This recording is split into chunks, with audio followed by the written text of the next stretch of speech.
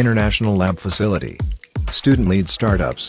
Great academic exposure. KL, deemed to be university. ప్రభుత్వం చేసే ప్రతి పని కూడా ప్రజలే వాళ్ళు నిర్ణయిస్తారు, ప్రజలే దాన్ని సూపర్వైజ్ చేస్తారు అన్నది కూడా చెప్పడం జరిగింది. అందువల్ల పారదర్శకత మరియు సుపరిపాలన కూడా ఈ మేనిఫెస్టోలో ఇవ్వడం జరిగింది. ఇందులో ప్రధానమైన అంశాలు ప్రభుత్వ కాంట్రాక్టు పనుల నాణ్యతను పర్యవేక్షించడానికి మరియు ప్రభుత్వ ప్రాజెక్టుకు వారంటీ క్లాసులు నిర్ధారించడానికి సిటిజన్ కమిటీలు ఏర్పాటు చేస్తాము అని చెప్పాము. ఎందుకంటే ప్రజలే పాలించుకోవాలి, ప్రజల పాలనే జై భారత్ నేషనల్ పార్టీ ఉద్దేశం. కాబట్టి ప్రతి ప్రభుత్వ కాంట్రాక్టు పని కూడా ప్రజలే సూపర్వైజ్ చేస్తారు. ప్రభుత్వ పథకాలు విధానాల స్టేటస్ను పౌరులు వీక్షించేందుకు పారదర్శక సీఎం ఆన్లైన్ డాష్ బోర్డ్ ఏర్పాటు చేస్తారు. ఇప్పుడు ఏం జరుగుతోందంటే జీవోలను పెట్టడానికి కూడా హైకోర్టు చెప్పాల్సి వస్తుంది. జీవోలు ప్రజల కోసం తీసే జీవోలు కూడా వెబ్సైట్లో పెట్టడానికి ప్రభుత్వం వెనకాడుతుంటే చివరికి ప్రజలు హైకోర్టుకు వెళ్లాల్సి వస్తుంది. కానీ జై భారత్ నేషనల్ పార్టీ ఈ రాష్ట్రంలో జరిగే ప్రతి పని కూడా ప్రతి పౌరుడు కూడా డాష్ బోర్డులోంచి ఎప్పుడైనా చూసుకోవచ్చు. ఆ విధమైన వ్యవస్థ కలుగు చేస్తామని జై భారత్ నేషనల్ పార్టీ ధైర్యంగా ప్రకటించింది. మనకు కంట్రోలర్ అండ్ ఆడిటర్ జనరల్ అని విన్నామా, సిఏజీ అంటాం. కానీ జై భారత్ నేషనల్ పార్టీ ఏం ఆలోచిస్తుందంటే సోషల్ ఆడిటర్ జనరల్ అనే పోస్ట్ ఇక్కడ ఏర్పాటు చేస్తాం. సోషల్ ఆడిట్ అంటే రాష్ట్రంలో జరిగే ప్రతి విషయాన్ని కూడా ఆడిట్ చేసి రిపోర్ట్ ఇచ్చే ఒక సోషల్ ఆడిటర్ జనరల్ని జై భారత్ నేషనల్ పార్టీ నియమిస్తుంది. తరువాత షాడో క్యాబినెట్ ఏర్పాటు చేస్తుంది. షాడో క్యాబినెట్ దీని గురించి తెలియాలి అందరికీ. అంటే ప్రభుత్వంలో ఒక ఆర్థిక మంత్రి ఉంటే ప్రజల నుంచి ఇంకొక ఆర్థిక మంత్రి ఉంటాడు. ప్రభుత్వంలో ఒక గృహ మంత్రి ఉంటే పబ్లిక్లో ఒక గృహ మంత్రి ఉంటాడు. ఇక్కడ క్యాబినెట్ ఉంటే ప్రజల్లో ఒక క్యాబినెట్ ఉంటుంది. ఈ రెండు పోటీ పడతాయి. ఏదైనా బిల్లు ఇక్కడ ప్రవేశపెట్టగానే ఇక్కడ కూడా ఆ బిల్లు మరింత మేలైన బిల్లును ప్రవేశపెట్టి ఈ రెండిటి మధ్య పోటీలు పెట్టి ఏ క్యాబినెట్ గెలుస్తుందో దాన్ని ప్రజల్లోకి తీసుకువెళ్ళబోతోంది జై భారత్ నేషనల్ పార్టీ. ఇది గమనించాల్సిన అంశం. ఎందుకంటే పారదర్శకత చాలా ముఖ్యం. కాబట్టి ప్రభుత్వ ఉద్యోగులు నెలవారీ సెల్ఫ్ అసెస్మెంట్ రిపోర్ట్లను వెబ్సైట్లలో అప్లోడ్ చేయాలి. నేను ఒక ఆఫీస్లో పనిచేస్తున్నా, నేను ఈ నెలలో ఏం చేశాను అని నేనే రాసి దాన్ని వెబ్సైట్లో అప్లోడ్ చేయాలి. అంటే ఏం చేస్తున్నారో ప్రజలకు తెలుస్తుంది. ఆఫీస్కు వెళుతున్నాము వస్తున్నాము, కానీ ఏం చేస్తున్నాము అన్నది ప్రతి ఉద్యోగిని బాధ్యతాయుతంగా తయారు చేయడానికి జై భారత్ నేషనల్ పార్టీ ఇటువంటి పారదర్శకతను తీసుకొస్తుంది ఖచ్చితంగా. గత ప్రభుత్వ రుణాలు, రాష్ట్ర ఆర్థిక పరిస్థితిపై సమగ్ర అధ్యయనం చేసి 30 రోజుల్లో శ్వేతపత్రం రిలీజ్ చేస్తాం. ఇప్పుడు రాష్ట్రానికి 4 లక్షల కోట్ల అప్పుల, 11 లక్షల కోట్ల అప్పుల ఎవరికీ తెలియడం లేదు. ఒకరేమో 4 అంటారు, ఇంకోరేమో 11 అంటారు. అసలు పరిస్థితి ఏంటంటే ఎవరికీ తెలియదు. కార్పొరేషన్ల ద్వారా ఎన్ని అప్పులు చేశామో ఎవరికీ తెలియదు.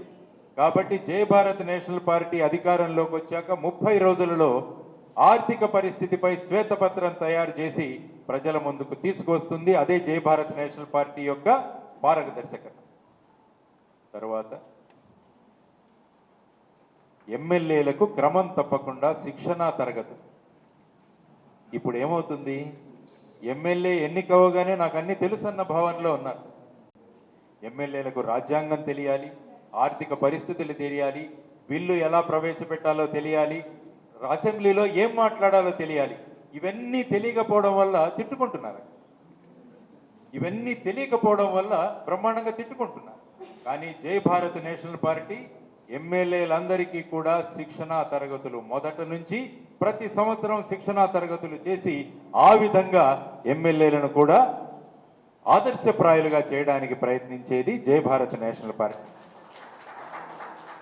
తరువాత ఏటా కనీసం 200 రోజుల అసెంబ్లీ సమావేశాలు నిర్ణయం అవ్వాలి. ఎందుకంటే ప్రజలకు ఏ విధమైన చట్టాలు కావాలో నిర్ణయించాల్సిందే. కాబట్టి 200 రోజుల మినిమం అసెంబ్లీ సమావేశాలు జరగాలన్నది కూడా జై భారత్ నేషనల్ పార్టీ యొక్క కోరిక. సో ఈ విధంగా ముందుకు వెళుతూ ఇంకొక విషయం చెప్తాను. అసంఘటిత కార్మికులు చాలా మంది ఉన్నారు మన దగ్గర. భవన నిర్మాణ కార్మికులు ఉన్నారు, ఆ తర్వాత వచ్చేసి ఆటో రిక్షా డ్రైవర్లు ఉన్నారు, స్విగ్గీ జొమాటో వాళ్ళు ఉన్నారు. వీళ్ళందరూ కూడా అసంఘటిత కార్మికులు. కాబట్టి వీరందరికీ సంక్షేమం కోసం అసంఘటిత కార్మికుల సంక్షేమం కూడా జై భారత్ నేషనల్ పార్టీ సంకల్పించింది. వీళ్ళందరికీ కూడా సమగ్ర సామాజిక భద్రతా పథకాన్ని మేము ప్రవేశపెడతాం. సోషల్ సెక్యూరిటీ స్కీమ్ అన్నది వీళ్ళందరికీ కూడా ప్రవేశపెట్టబోతున్నాం. తరువాత స్ట్రీట్ వెండర్స్ కోసం ఆ స్ట్రీట్ వెండర్స్ యాక్ట్ని ప్రత్యేక కారిడార్లు ఏర్పాటు చేయడం. ఇప్పుడు చూడండి, ఎవరైనా రాగానే వీళ్ళందరూ కూడా ఎక్కడికో వెళ్ళిపోతారు. మున్సిపల్ వాళ్ళు రాగానే షాపులన్నింటినీ కూడా తొలగించాల్సి వస్తుంది. అవన్నీ కాకుండా వీరి కోసం ప్రత్యేక కారిడార్లను ఏర్పాటు చేస్తామని జై భారత్ నేషనల్ పార్టీ తెలియజేస్తోంది. ఆ తరువాత ప్రతి మున్సిపల్ పరిధిలో ప్రభుత్వ క్యాంటీన్లు ఏర్పాటు చేసి తక్కువ ధరలకు మంచి ఆహారాన్ని అందించబోతోంది జై భారత్ నేషనల్ పార్టీ. కాబట్టి వాటి గురించి మీరందరూ కూడా చదువుకోవచ్చు. ఆ తర్వాత ఇంకొక విషయం, ఎన్ఆర్ఐలు చాలా ప్రధానమైన పాత్ర పోషిస్తారు మన రాష్ట్రంలో. ఎన్ఆర్ఐ ఎందుకంటే వాళ్ళు అక్కడికి వెళ్ళినా కూడా రాష్ట్రాన్ని దేశాన్ని మర్చిపోవట్లేదు. అటువంటి ఎన్ఆర్ఐల కోసం జై భారత్ నేషనల్ పార్టీ ఏం చేయబోతోందంటే ఎన్ఆర్ఐల సమస్య పరిష్కారానికి ఒక టాస్క్ ఫోర్స్ ఏర్పాటు చేయబోతున్నాం. ఆ తరువాత ఎన్ఆర్ఐలు స్వచ్ఛంద సంస్థలు చాలా మంది గ్రామీణాభివృద్ధికి పట్టణాభివృద్ధికి పనిచేస్తారు. అందువల్ల జై భారత్ పార్టీ ఏం నిర్ణయించిందంటే ఎవరైనా ఎన్ఆర్ఐ కానీ ఎన్జిఓ కానీ ఫర్ ఎగ్జాంపుల్ ఒక 50 లక్షల రూపాయలతో మేము ఈ గ్రామంలో అభివృద్ధి పథకం చేపడదాము అని అనుకుంటే ప్రభుత్వం దానికి మ్యాచింగ్ గ్రాంట్గా 50 లక్షలు ప్రభుత్వం కూడా ఇస్తుంది. ఎన్జిఓలు 50 లక్షలు వేసుకుంటే ప్రభుత్వం 50 లక్షలు ఇస్తే ఆ ప్రాంతంలో ఉన్న సమస్య తీరిపోతుంది.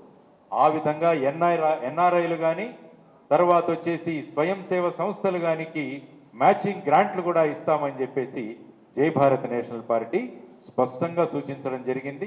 ఆ తర్వాత మిగతా ఎన్ఆర్ఐ గురించి ఏం చేస్తామన్నది ముఖ్యంగా గల్ఫ్లో చాలా మంది ఉన్నారు. మన వాళ్ళు గల్ఫ్లో చాలా మంది సెటిల్ అయి ఉన్నారు, కానీ వాళ్ళకి ఇక్కడ ఏం జరుగుతుందో తెలియదు. కాబట్టి వాళ్ళ కోసం ఒక ప్రత్యేక బోర్డు అన్నది ఏర్పాటు చేయబోతున్నాం. గల్ఫ్ కార్మికుల కోసం వాళ్ళ సంక్షేమం కోసం ఏ విధంగా మనం ముందుకు వెళ్ళాలి అన్నది ఇక్కడ తెలియజేశాం. ఎన్ఆర్ఐ సంక్షేమం ఇందులో ఓవర్సీస్ వర్కర్స్ వెల్ఫేర్ బోర్డును ఏర్పాటు చేసి వారి ఫిర్యాదులను పరిష్కరించడం మరియు ఆదాయాన్ని సృష్టించే కార్యకలాపాలను స్థాపించడానికి ఓవర్సీస్ వర్కర్ల జీవిత భాగస్వామ్యులకు కూడా ప్రోత్సాహకాలు అందించడం ఇది జై భారత్ నేషనల్ పార్టీ యొక్క ఎన్ఆర్ఐ పాలసీ. సో ఈ విధంగా చేసుకుంటూ వెళుతూ ఖచ్చితంగా జై భారత్ నేషనల్ పార్టీ అన్నది దివ్యాంగుల సంక్షేమం కూడా పెట్టాం. ఇంతకుముందే చెప్పాను, వాళ్లకు ఆర్టీసీ బస్సుల్లో ఫ్రీ ప్రయాణం, ఉద్యోగ పోస్టుల్లో బ్యాక్లాగ్ను సకాలంలో భర్తీ చేస్తాం. స్వయం ఉపాధి కోసం 10 లక్షల వరకు పూచీకత్తు లేని వడ్డీ లేని రుణాలను దివ్యాంగులకు ఇవ్వడం జరుగుతుంది. జై భారత్ నేషనల్ పార్టీ ఆధ్వర్యంలో ఎలక్ట్రిక్ వాహనాల కొనుగోలుకు రాయితీలు కూడా ఇవ్వబోతున్నాం. సో ఈ విధంగా దివ్యాంగుల సంక్షేమానికి కూడా పాటుపడబోయేది జై భారత్ నేషనల్ పార్టీ. సంక్షేమం గురించి మాట్లాడాం, ఎందుకంటే సంక్షేమం గురించి ఎక్కడ కూడా జరుగుతుంది. సంక్షేమం గురించి త్వరగా ఇంతకుముందు కవర్ చేశాను. ప్రతి నియోజకవర్గానికి 100 కోట్లు సంవత్సరానికి, నియోజకవర్గాల వారీగా మేనిఫెస్టోలు, నియోజకవర్గాల పరిధిలో ఎమ్మెల్యే ఎంపీల కార్యాలయాలు ఏర్పాటు. ఎమ్మెల్యేలు ఎంపీలు ఎక్కడో ఉంటామంటే కుదరదు, వాళ్ళ నియోజకవర్గంలోనే ఉండాలి అన్నది ఒకటి. ప్రతి కుటుంబానికి ఉపాధి హక్కు, ప్రతి ఒక్కరికి 10 లక్షల జీవిత బీమా, పెట్రోల్ డీజిల్పై రాష్ట్ర ప్రభుత్వ పన్ను తగ్గింపు, సుస్థిర శాశ్వత సంక్షేమం కోసం ప్రస్తుతం ఉన్న సంక్షేమ పథకాల హేతుబద్ధీకరణ, కులగణన తర్వాత మైనారిటీలతో సహా వెనుకబడిన తరగతులన్నిటికీ దామాషా ప్రకారం రిజర్వేషన్లు కల్పించడం, బీసీ జనాభా ఆధారంగా బడ్జెట్ కేటాయింపుల్లో బీసీ సబ్ ప్లాన్ ఏర్పాటు చేయడం, తరువాత స్వయం ఉపాధి అవకాశాల కోసం ప్రతి ఎస్సీ ఎస్టీ కుటుంబానికి 10 లక్షల రుణ హామీ, తరువాత ఎస్సీ ఎస్టీ జనాభా ఆధారంగా బడ్జెట్ కేటాయింపులతో ఎస్సీ ఎస్టీ సబ్ ప్లాన్ను అమలు చేయడం, దళితవాడ తాండాలకు ప్రత్యేక పంచాయతీలుగా గుర్తింపు. ఇది కూడా ఒకటి కొత్తది జై భారత్ నేషనల్ పార్టీ ప్రవేశపెట్టబోదు. కాబట్టి ఈ విధంగా సంక్షేమం గురించి అనేక విషయాలు, క్రీడల గురించి ఇంతకు ముందుకే మాట్లాడాను నేను. ఆ తర్వాత ఇంకొక కోరిక ప్రజలు కోరింది ఏంటంటే ఐపీఎల్లో తెలుగు ఆటగాళ్ల ఆంధ్ర జట్టును ప్రవేశపెట్టడానికి జై భారత్ నేషనల్ పార్టీ కృషి చేయాలి అన్నారు. అంటే మన ఆంధ్రప్రదేశ్ ప్లేయర్స్తోనే ఒక ఐపీఎల్ జట్టు అన్నది మనం ఇక్కడి నుంచి పంపించాలన్నది ప్రజల యొక్క కోరిక. ఆ విధమైన కోరికను కూడా మేనిఫెస్టోలో పొందుపరచడం జరిగిందని మీ అందరికీ తెలియజేస్తున్నాను. కాబట్టి ఈ విధంగా అనేక విషయాలను సంకలనం చేసి అనేక విషయాలను ఇందులో పొందుపరిచి వాటన్నిటినీ కూడా చేర్చాము. ఇందులో ఇంకా ఏమన్నా సలహాలు సూచనలు ఉన్నా కూడా మీడియా మిత్రులందరికీ నేను చేస్తున్న విన్నపం ఏంటంటే, ఈ క్యూఆర్ కోడ్ ఉంది, ఇందులో ప్రజలందరూ కూడా దీన్ని చూడొచ్చు. ఇంకా ఏమన్నా సలహాలు సూచనలు ఉన్నా, ఏవైనా విషయాలు మేము ఇందులో కవర్ చేయకున్నా కూడా మీరందరూ కూడా జర్నలిస్టుల వెల్ఫేర్ పాలసీ కూడా, ఎందుకంటే ప్రజలకు సత్యాలను అందించే వాళ్ళు జర్నలిస్టులు, మీడియా వాళ్ళు. ప్రజలు సత్యాలను తెలుసుకోవడానికి ఆధారం జర్నలిస్టులు మరియు మీడియా. అందువల్ల జర్నలిస్ట్ వెల్ఫేర్ పాలసీ కూడా జై భారత్ నేషనల్ పార్టీ ఆలోచించింది. జర్నలిస్టుల కోసం 500 కోట్ల సంక్షేమ నిధిని ఏర్పాటు చేయడం, తక్కువ వడ్డీకే రుణాలు అందించడం అన్నది జై భారత్ నేషనల్ పార్టీ మీడియా మిత్రుల కోసం ఏర్పాటు చేసిన ఒక పాలసీ. కాబట్టి మీడియా మిత్రుల కోసం మేము చేయబోతున్న పాలసీ గురించి తెలియజేస్తూ ఈ కార్యక్రమానికి విచ్చేసిన మీ అందరికీ కూడా ఆహ్వానం పలుకుతూ, ఈ జై భారత్ నేషనల్ పార్టీ ప్రజా మేనిఫెస్టో, పీపుల్స్ మేనిఫెస్టోని, ప్రజలు తయారు చేసిన ఈ మేనిఫెస్టోని మళ్ళా ప్రజల దగ్గరికి చేరుదాం. ఎందుకంటే ఒక్కొక్క సలహా ఒక్కొక్కటి దగ్గర నుంచి వచ్చింది. కాబట్టి వీటన్నిటినీ పొందుపరిచి మనం ఒక మేనిఫెస్టోని తయారు చేశాం. దాంట్లో ఉన్న హైలైట్స్ని ఈ 2 పేపర్లో వేశాం. కాబట్టి వీటన్నిటినీ కూడా ప్రజల వద్దకు తీసుకువెళ్ళి ఇంకా సలహాలు సూచనలు తీసుకొని ఈ అభివృద్ధి మేనిఫెస్టో అన్నది అన్ని పార్టీలకు మార్గదర్శనం కావాలని చెప్పి జై భారత్ నేషనల్ పార్టీ అందరికన్నా ముందుగా ఈ అభివృద్ధి మేనిఫెస్టో, పీపుల్స్ మేనిఫెస్టో రిలీజ్ చేయడం జరిగింది. కాబట్టి అభివృద్ధిలో పోటీ పడదాం, ఉపాధిలో పోటీ పడదాం, కొత్త కొత్త పథకాల్లో పోటీ పడదాం, వికేంద్రీకరణలో పోటీ పడదాం, పారదర్శకతలో పోటీ పడదాం. ప్రజలందరూ కూడా ఒక స్థాయికి తీసుకొచ్చే విధంగా అన్ని పొలిటికల్ పార్టీలు వాళ్ళ మేనిఫెస్టోలు తయారు చేయాలని మా కోరిక.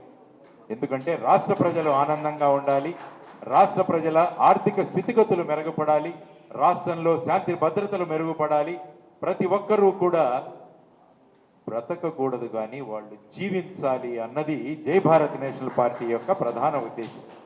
బ్రతకడం అంటే ఈరోజు అయిపోయింది అనుకోండి, జీవించడం అంటే రేపు ఎప్పుడు వస్తుందా అని ఎదురు చూడడం. కాబట్టి జై భారత్ నేషనల్ పార్టీ జీవించే విధానాలను ప్రవేశపెడుతుంది, బ్రతకడానికి కాదు, జీవించడానికి ఈ జై భారత్ నేషనల్ పార్టీ అహర్నిశలు కృషి చేస్తుందని తెలియజేస్తూ, అందరికీ మంచి జరగాలి, అందరూ ఆనందంగా ఉండాలన్న సంకల్పాలను వ్యక్తం చేస్తూ ఈ కార్యక్రమాన్ని కవర్ చేసిన మీడియా మిత్రులందరికీ కృతజ్ఞతలు తెలియజేసుకుంటూ సెలవు తీసుకుంటున్నాను.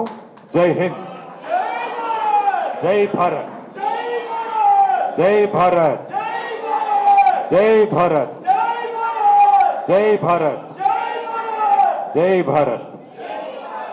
మరిన్ని వీడియోస్ కోసం ఛానల్ ని సబ్స్క్రైబ్ చేయండి, లేటెస్ట్ అప్డేట్స్ కోసం వాట్సాప్ ఛానల్ ని ఫాలో చేయండి అండ్ లింక్ డిస్క్రిప్షన్ లో ఉంది.